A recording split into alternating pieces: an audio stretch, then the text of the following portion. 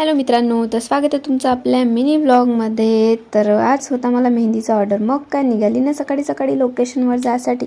मग जाऊन पोचली लोकेशनवर. त्याच्यानंतर मग मेहंदीचे कोणे रेडी करून घेतले आणि मग ब्राईडला लागलो आम्ही मेहंदी काढायसाठी. तर मी अनुश्री तिच्या एक मैत्रीण होती सोबत, दोघीजणी मिळून मस्त फ्रंट हँड कंप्लीट करून घेतले. त्याच्यानंतर लगेचच मागून आणि पायाची पण मेहंदी काढून घेतली. मग काय घरी आली तितकी थकली होती आणि भूकही भरली लागली होती.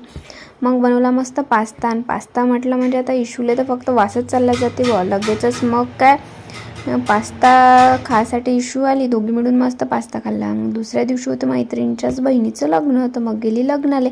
तर ह्या पा दोघीजणी माझ्या मैत्रिणी किती मस्त दिसून राहिल्या आणि मी बा कशी बकवास, कारण मी काहीच नाही केलं होतं तयारी म्हणून.